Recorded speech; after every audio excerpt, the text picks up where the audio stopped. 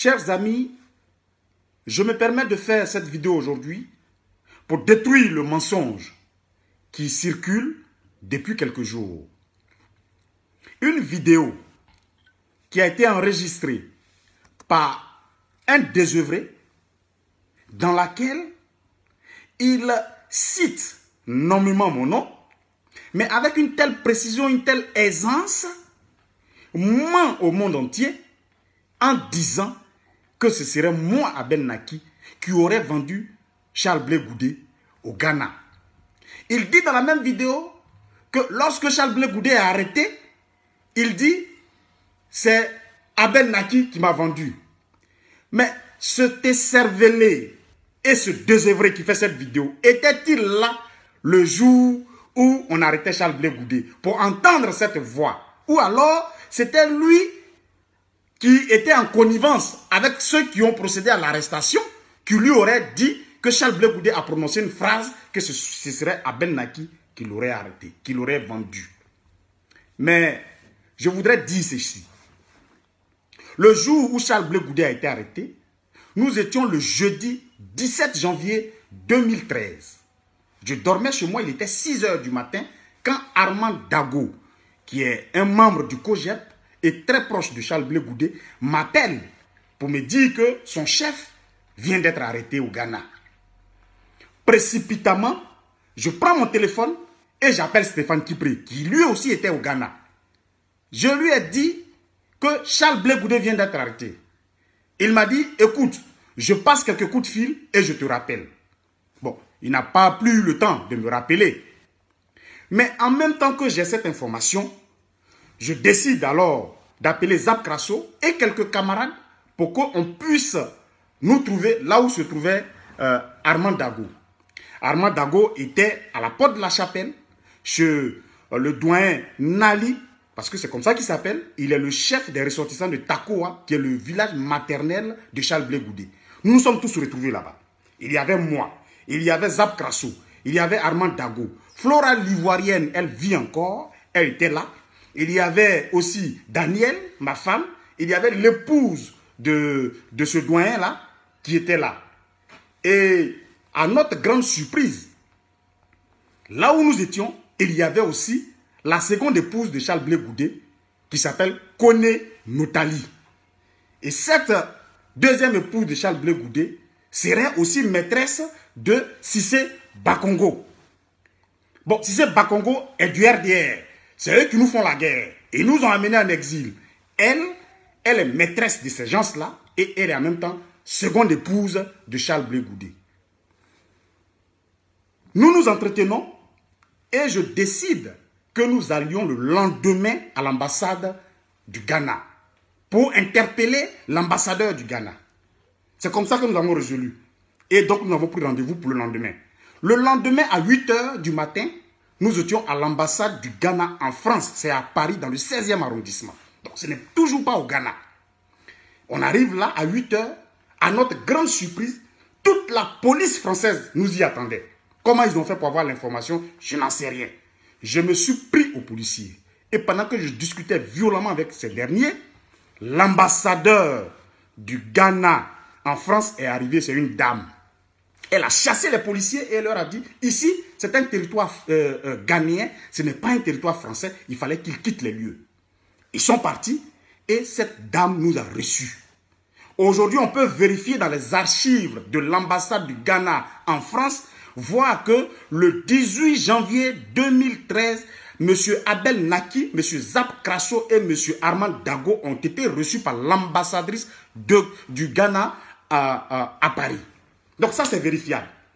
Donc ça veut dire que je ne suis pas au Ghana. Pour que Charles Blé Goudé dise, ah, c'est mon frère Abel Naki qui m'a vendu.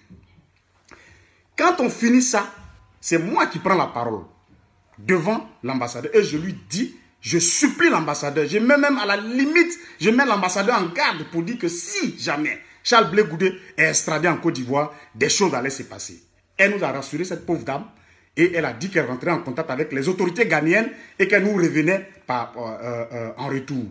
C'est comme ça que nous sommes partis. Nous avons même été suivis par les renseignements généraux jusqu'à chez nous à la maison. Bref, je voudrais dire ici que cette vidéo qui circule, parce que je l'avais déjà vue, la vidéo, en 2014, quand j'ai décidé de rentrer en Côte d'Ivoire, cette vidéo circulait et me désignait comme celui qui avait vendu Charles Blé Goudé. Je n'en avais pas fait cas parce que pour moi, nous étions dans une lutte et qu'il ne fallait pas porter plainte à ce désœuvré. Il ne fallait pas lui porter plainte, il fallait laisser les choses mourir de leur propre mort. Mais en réalité, les choses ne meurent pas de leur propre mort aussi facilement. Parce qu'il y a quelqu'un qui est tapis dans l'ombre et qui veut coûte que coûte brûler les relations entre mon frère Charles Blé Goudé et moi. Je vais vous dire que Charles Blé Goudé et moi venons du même village. C'est mon frère.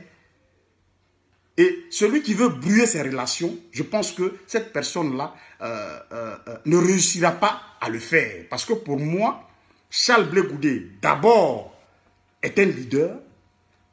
Deuxièmement, il a été ministre de Côte d'Ivoire. Même si mon parti politique a été créé avant le sien, je reconnais que Charles Blé Goudé est un devancier, pas en âge, mais un devancier dans la lutte que nous menons. Bref, je voudrais interpeller l'opinion publique, nationale et internationale, sur cette diffamation qui ne cesse de grandir à mon égard. Je n'ai aucun intérêt à vendre Charles Blé Goudé. Et puis, entre nous, Charles Blé Goudé coûte combien pour qu'on puisse le vendre aussi facilement? Entre nous, que gagnerais-je, moi, Ben Naki, à vendre un frère? Et un frère, même quand on le vend à combien? Je voudrais que cela s'arrête. Parce que j'ai pris des résolutions. D'abord, je vais porter plainte. Je l'avais dit en 2014. Je ne l'ai pas fait. Mais cette fois-ci, je vais le faire. Je vais porter plainte contre l'écervelé, contre le désœuvré, qui, lui aussi, pour des miettes, fabrique un mensonge aussi grossier et éhonté. Comment moi, Ben Naki, je peux être au Ghana et en même temps être à Paris pendant que Charles Blé Goudé est arrêté? J'ai aussi beaucoup d'argent pour pouvoir prendre une fusée, parce que c'est une fusée qui peut le faire. Être au Ghana pendant qu'on l'arrête, et puis en même temps être subitement à Paris en train de faire une réunion. Ça, c'est une fusée qui peut faire ça. Donc, je voudrais qu'on arrête les choses. La vidéo circule dans les inbox. J'ai décidé de faire cette vidéo. Toi qui reçois la vidéo de l'écervelé, il faut que tu envoies aussi, si tu reçois cette vidéo, tu l'envoies aussi à tout le monde pour que les deux vérités puissent se croiser. Maintenant, si Charles Blé Goudé a été vendu, attends, Charles Blé Goudé a reçu tous les vendeurs de thé et les vendeuses d'arachides en France ici. Charles Blé Goudé les a reçus à La Haye. N'ont-ils pas eu l'occasion de lui poser la question qui était là quand on l'arrêtait et qui l'a vendu? Depuis 4 ans, qu'il reçoit tout le monde. Ça, c'est de 1. Mais je voudrais aussi interpeller les responsables du COJEP. Monsieur Diaby Youssouf, qui est le porte-parole ou je ne sais plus quel rôle il joue exactement au COJEP. Je crois qu'il est directeur de cabinet de Charles Blé Goudé. Je voudrais interpeller ici publiquement M. Niawa Jean-Claude, qui est aussi responsable. Armand Dago, qui m'a appelé et avec qui nous avons fait les réunions, avec qui je suis allé à l'ambassade du Ghana, alors que j'étais en train de vendre mon frère. Armand Dago, qui n'est pas mort, qui vit, je pense qu'il peut avoir l'aimabilité pour la lutte que nous menons, pour dire ce que racontent l'écervelé et le désœuvré, ce qu'ils racontent sont des mensonges. J'interpelle donc la direction, la haute direction du COJEP, pour lever cet équivoque. N'avez-vous pas posé la question à votre chef que vous êtes allé voir à La Haye pour lui demander qui l'a exactement vendu? Mais Notali, sa seconde épouse, la fille Djoula, qui est maîtresse de Cissé Bakongo, est venue chez moi. Le même jour, quand nous avons fini la réunion à Porte de la Chapelle, elle était chez moi. Et c'est chez moi qu'elle nous a dit que c'est elle, Notali, connaît, qui a loué la maison de Charles Blé Goudé au Ghana, en son nom. Et c'est Patrice Kouté qui a installé le téléphone fixe en son nom au Ghana.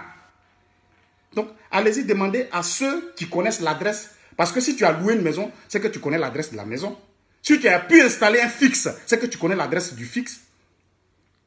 Donc, comment on fait pour retrouver Charles Blé Goudé? Mais ce sont les proches de Charles Blé Goudé. Moi, je ne suis pas un proche de Charles Blé Goudé. Je n'ai jamais été proche de Charles Blé Goudé, malgré qu'il est mon frère. Mais je n'ai jamais travaillé avec lui pour savoir tous ses secrets. Donc, tous ceux qui peuvent savoir où Charles Blé Goudé dormait, mais c'est ceux qui sont avec lui. Donc, je voudrais que tout ça s'arrête. Parce qu'on ne peut pas salir le nom de quelqu'un indéfiniment. Je suis allé en Côte d'Ivoire dans mon pays, on m'a dit que j'ai trahi la lutte. Parce que tout simplement, j'ai été reçu par le ministre Ahmed Bakayoko qui, moi, m'accusait d'avoir tenté de faire un coup d'État. Quand moi, je vais régler mes problèmes, on dit que j'ai trahi la lutte. Alors qu'il y a certains qui passent tout leur temps à manger avec ces personnes, à tourner avec ces personnes. Mais pour moi, c'est devenu un tollé universel. Mais on ne peut pas indéfiniment salir une personne de la sorte. Et ce désœuvré qui invente un mensonge, une histoire qui ne tient même pas debout et qui pourrit la vie de nos concitoyens.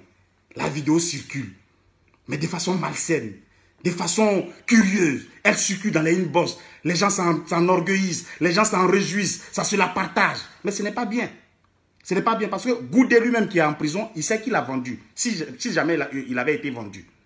C'est devant vous ici qu'on a vu que les Touré-Zegen et tout ça ont dit que Charles Blé Goudé avait dealé.